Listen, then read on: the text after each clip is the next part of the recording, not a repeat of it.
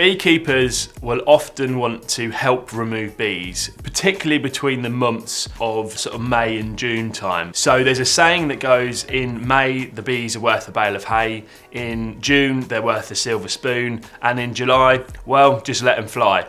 So if you call a beekeeper in June, you're more likely to get some sort of a response with them wanting to help. Later on in the year, and in the summer, they're going to be less interested because the honey flow period has finished by then. So the positives about getting a beekeeper is that it won't cost you very much money, if anything at all. Some of them do charge, they might charge you 100 quid, 200 quid, something like that from experience, but a lot of them don't charge. And if there is a charge, it'll normally be because they're actually helping you cut out the bees from within the actual wall or void space. When beekeepers are moving swarms from bushes, garden walls, or from easily accessible locations, normally where they don't have to use a ladder, that's normally almost definitely done free of charge because they want the bees, as I said earlier, to introduce them into their own hives to increase that honey making power that they've got. They're not often going to kill the bees. So beekeepers are going to want to look after their bees. They're going to want to extract the bees without destroying them, which environmentally is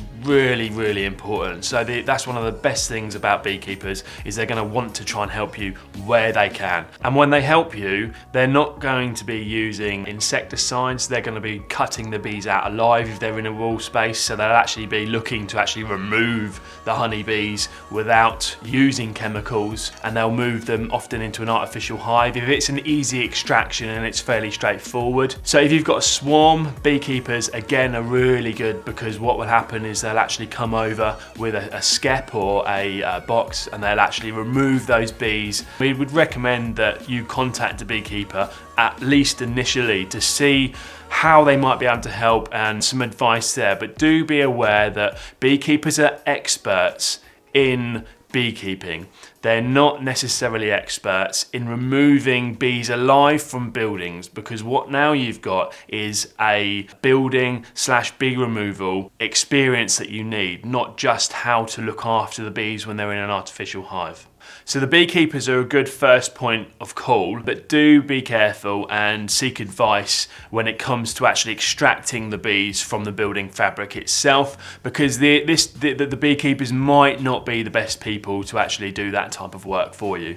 It is worth bearing in mind that if you are going to contact a beekeeper to try and assist you with a cutout or actual honeycomb removal from the void space, you need to be aware that on the British Beekeepers Association swarm collection line, if you actually ring it up, it says on there their members are not insured to carry out bee removal from building fabric.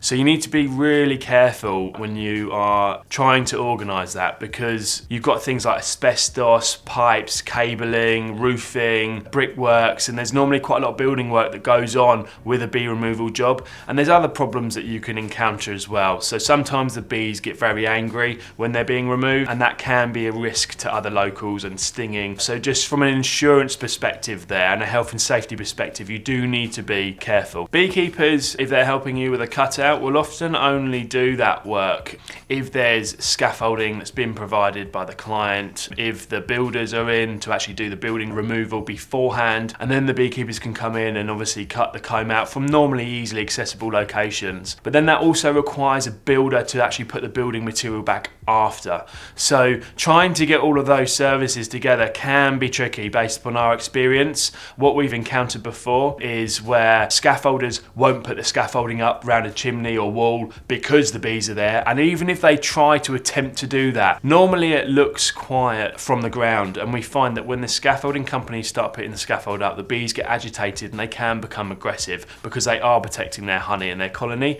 and wild bees tend to be a little more agitated than friendly beekeepered ones, because beekeepered ones are being kept healthy. That is a problem and something to be aware of. So, and then you end up with a half-built scaffold, and then the scaffolder says you've got to sort the bees out before I can put the scaffold up any further, and obviously you get into a catch-22. So if you do manage to get the scaffolding up, and now you've got the builder that comes over, you've got another problem, because the builder will often not want to remove the building fabric from the building because the bees are there. But if you do manage to get around that and you manage to get the bees extracted, then you've also got the building fabric that needs to go back again so it's watertight, and actually so that no other bees come back, because once you've had bees there, you're highly likely to get bees wanting to swarm back into that location because of the residue and the smells that are left within the cavity there, wherever the bees were, which last for a long time. And that will remain even if all the honeycomb's removed. That smell is still there. If you imagine a candle and a brick, and you rub the candle into the brick, the wax that then would go into the porous brick, that's basically what you've got. It's almost impossible to remove that. So other bees will want to swarm back in. So getting a builder to actually proof that once the bees have been removed is quite difficult, because although the bees are being removed, and even if you get the queen, you'll often end up with quite a lot of residue of bees flying around, and especially if they've been angry or grumpy, it's really difficult to get a builder to get your building back and watertight within any reasonable amount of time after the initial extraction work of the bees is done.